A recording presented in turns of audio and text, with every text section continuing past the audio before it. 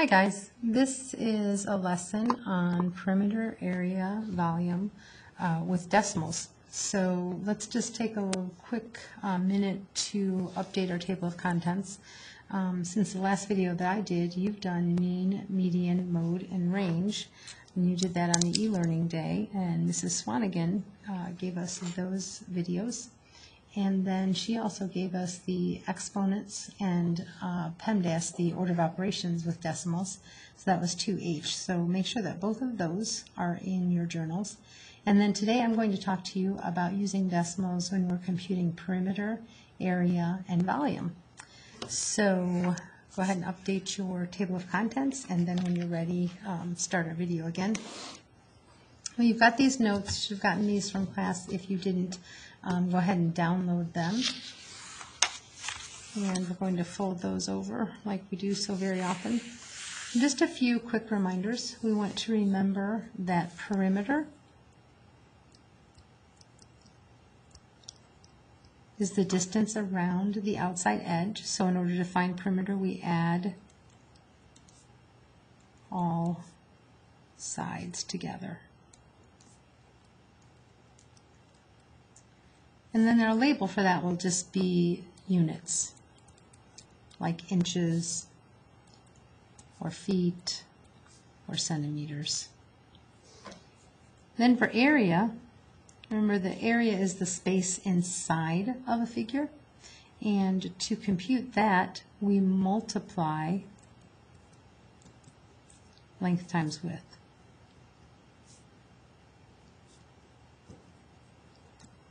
And that would be square units.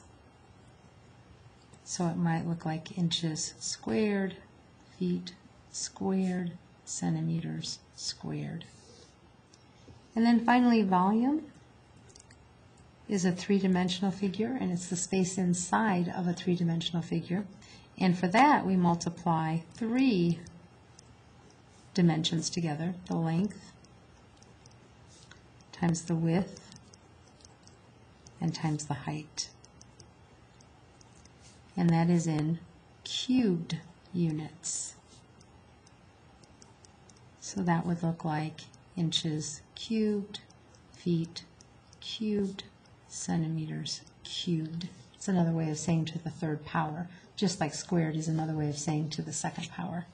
All right, well, let's get on with our notes here then. So for our first problems here, we're going to be finding the perimeter. So for our first problem, you can see we've got a hexagon here, and we want to find the perimeter of that hexagon. Well, I'm noticing that we've got two sides that are 6.2 or 6 2/10 centimeters, two sides that are 5 1/10 centimeter, and two sides that are 4 8/10 centimeters. So I could go about this two ways. I could go ahead and add all of them together, or I could add the three together that are mirrored over here and then multiply by 2. So whichever you like, that's the one that you can choose. I'll go ahead and just add all of them together. So 6 2/10, 5 1/10, 4 8/10. Notice because we're adding, I'm lining up my decimal points. So there's 6, 5, and 4. Now over here we've got the 6 2/10 again, 5 1/10 again, 4 8/10 again. So we're going to add all of those up. Again, lining up those decimal points. All right, well, I like this. This is 8 plus 2 is 10. So we've got another 8 plus 2 is 10. So 10 and 10 is 20, plus the 2 ones here, so that's 22. Bring down my decimal point, carry my 2. I've got my 6 and 4 make 10, and 6 and 4 make another 10, so that's 20, and 5 and 5 make another 10, so that's 30, and then the 2 I carried, so that's 32 2/10. And so this is 32 2/10 centimeters, just cm. And that's our answer to this problem. Then we've got 1.4 length, and then 35 hundredths of height here. So again, we're doing perimeter, which means we have to add all the sides together. So we know that in a rectangle, opposite sides are equal. So for this rectangle, I'm going to go ahead and add these two together and then multiply by 2 to account for these two that aren't labeled. But we know that this is also a 1.4 and this is also a 0.35 or 35/100ths there. So I'm going to just take my shortcut and do 1 4/10 times plus 35/100ths. Now notice I lined up the decimal point, and I'll just fill in this blank spot with a 0. I could even put a 0 here if it made me feel more comfortable doing my problem. Now I just add 0 plus 5 is 5, 4 plus 3 is 7, bring down my decimal point, and then 1 plus 0 is 1. So I've got 2 of the sides accounted for. Now I've got to account for the other 2 sides by multiplying this amount by 2. 5 times 2 is 10, put down my 0, carry my 1. 2 times 7 is 14, plus 1 is 15.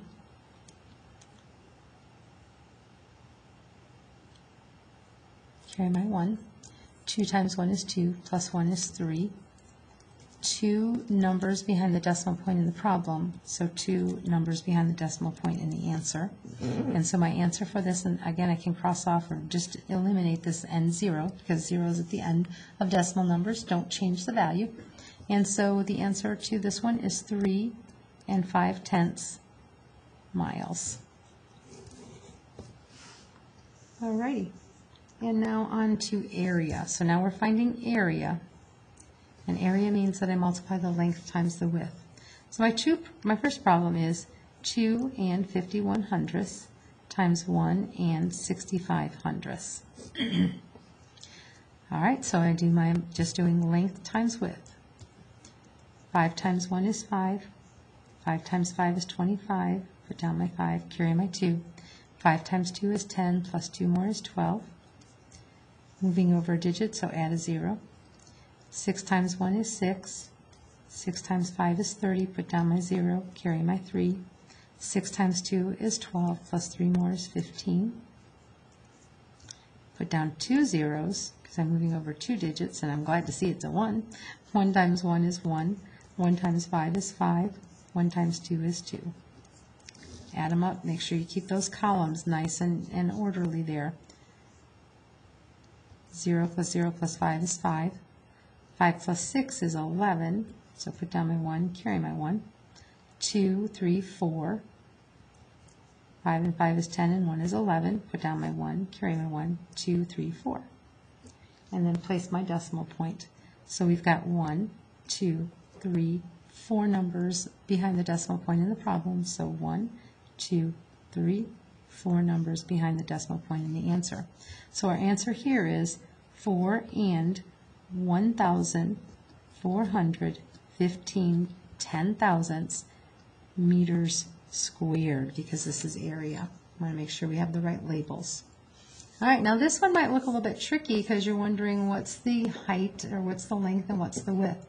Whenever we're figuring out area, we always need a straight line from the base to the top that makes a 90-degree angle. So this is the measurement that we want to use to figure out area. So we're going to do our length here of 2.5 times our width here of 1.8. Alrighty, and now I'm just going to do my multiplication here. So 8 times 5 is 40, put down my 0, carry my 4. 8 times 2 is 16, and 4 more makes 20.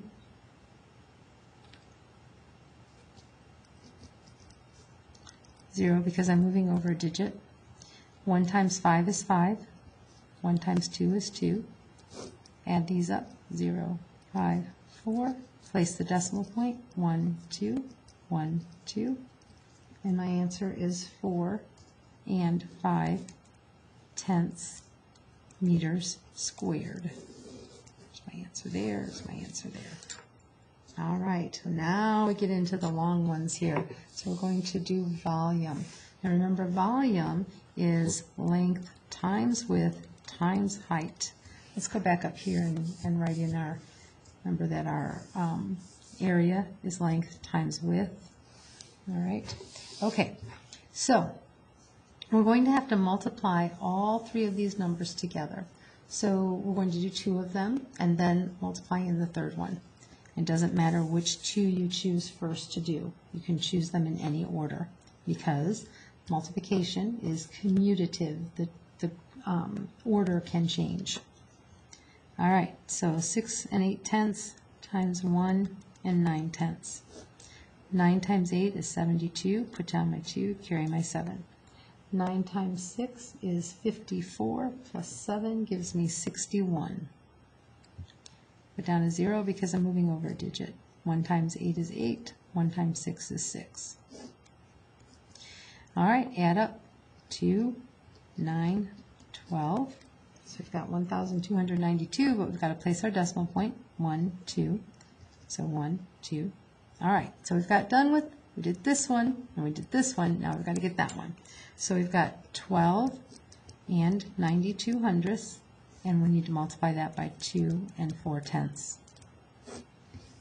All righty, 4 times 2 is 8. 4 times 9 is 36. Put down my 6, carry my 3. 4 times 2 is 8, and 3 more is 11. Put down my 1, carry my 1. 4 times 1 is 4, plus 1 more is 5. Oops. And move over a row here. 2 times 2 is 4. 2 times 9 is 18. Put down my 8, carry my 1. 2 times 2 is 4, and 1 is 5. And 2 times 1 is 2. All right. 8. 10, carry the 1. 10, carry the 1. 11, carry the 1. 3. Place the decimal point. 1, 2, 3 spots. 1, 2, 3 spots. So my answer is 31 8/10 centimeters. And remember, this is cubed because we had to multiply 3 things together to get our answer. All right, last one. Here we go. So I'm going to multiply length times width times height. I'll start with 5 5/10 times 5 5/10. This is a cube, so I've got those two. 5 times 5 is 25. Put down my 5, carry my 2. 5 times 5 is 25 plus 2 is 27. And then this is just going to repeat but bumped over. So I'll just rewrite those numbers, just bumped over one spot. We'll add up. 5 plus 0 is 0. 7 plus 5 is 12. Carry my 1. 7, 8, 9, 10. Carry my 1. 3. So the answer to the first part of our problem, 2 places behind the decimal point, 2 places behind the decimal point, is 30 and 25 hundredths. But now we've got to multiply in our last 5.5. So I'm going to take my 30 and 25 hundredths and multiply by 5 5/10. And here we go again. 5 times 5 is 25. Put down my 5, carry my 2. 5 times 2 is 10, plus 2 more is 12. Put down my 2, carry my 1. 5 times 0 is 0, plus 1 is 1. 5 times 3 is 15. So again, add the 0 and then just rewrite these numbers, but just bumped over one digit. That's nice, saves me a little bit of work there. 5 plus 0 is 5. 5 plus 2 is 7. 2 plus 1 is 3. 5 plus 1 is 6. 5 plus 1 is 6. And our 1. Then we've got 1, 2, 3 numbers behind the decimal point. So 1, 2, 3 numbers behind the decimal point.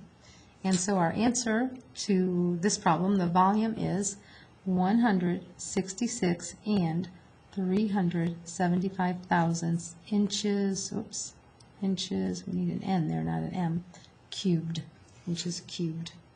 All right, guys, make sure you get your notes done before I see you in class again, and then we'll do some activities to practice these. Thanks.